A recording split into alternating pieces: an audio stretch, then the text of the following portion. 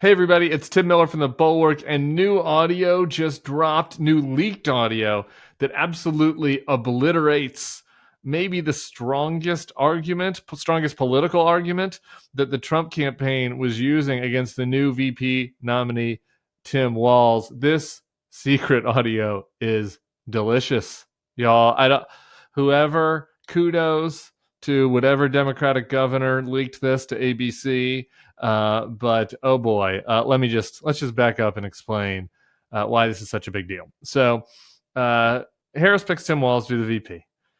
There's vulnerability. There are a lot of things that they're throwing out there that the conservatives, the MAGA types are throwing out there to criticize Walz with. Some of it legit, some of it not legit. But the main one that I think a lot of people have been worried about is that Walz was governor after the murder of George Floyd when there were riots in Minneapolis, St. Paul.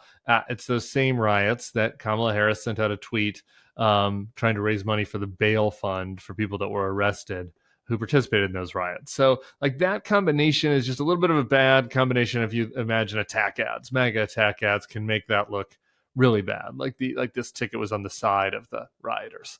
And so, when picking him, there's nervousness out there, maybe from even some people here at the Bulwark about whether that vulnerability would come back to haunt them. Well, this audio might just totally negate that vulnerability altogether. Let's rewind back to 2020. In the midst of all these protests, I did an interview just on this feed earlier today, if you want to go watch it, with a reporter from Minnesota who kind of talks about what happens. The first night was really bad. The National Guard's waiting. And then once the National Guard kind of gets deployed, the largest deployment of the National Guard in Minnesota in like a century, the things get cleaned up quite quick, actually, even quicker than many people expected.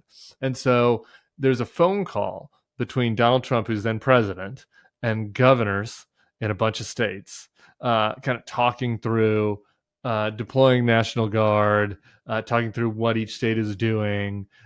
This was just in the midst of all this. And this is the first weekend after this all happens. I don't think that's right. This is like in the first week after this all happens. And on this call, okay, I've built it up. Are you ready to hear Donald Trump give his review of Tim Walz's performance during those riots? Let's listen together. I know Governor Walz is on the phone, and we spoke, and I fully agree with the way he handled it the last couple of days. I asked him to do that, and the whole world was laughing. 3 days later, I spoke to the governor. The governor's, I think, on the call, and he's an excellent guy. You've got a big National Guard out there that's ready to come in and fight like hell. I tell you, the best, what they did in Minneapolis was incredible. They went in and dominated. And it happened immediately. Tim is on the phone now, Tim Walz. Again, I was very happy with the last couple of days, Tim. You called up big numbers, and the big numbers knocked them out so fast it was like bowling pins. Our city is grieving and in pain. And I would just say, as far as the potential, the peaceful protesters who are expressing an outrage that is real. They witnessed 8 minutes of a man dying in front of them. Well, at that point in time, I did something unprecedented. I mobilized the entire Minnesota National Guard, and that's what the president was alluding to with the size of the force was capable.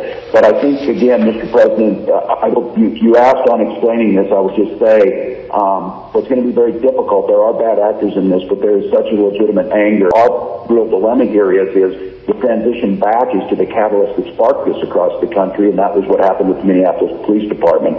So what we did is a lot of this, what you saw yesterday, was engaging civic leaders and the peaceful protests. And I would just close with, I think the guidance is you got to get a handle on it with that force. That is absolutely correct. And then the transition in the next phase is trying to get those spaces for the peaceful protest. And I'm happy to do things that we have to look at of how do we get reforms. But, Tim, it showed the incredible difference between your great state yesterday and the day before compared to the first few days, which was just... Absolutely. Never seen that. Absolutely. A police force and take it over. And I don't blame you. I blame them. All right. There it is. So, this is so good. This is there's just so much here. I mean, y'all, it's just so good. Let's just go through what Donald Trump said about Tim Walz's handling of the protests in Minnesota, the riots. Excellent guy. Incredible. Dominated. He's very happy. Knocked them out so fast, the rioters. And then at the very end there, I don't blame you. I don't blame you. Excellent. Incredible. Mic drop. I like, what more do you need to say? Now they're gonna go out and do a campaign that's like, he was horrible. It was his fault.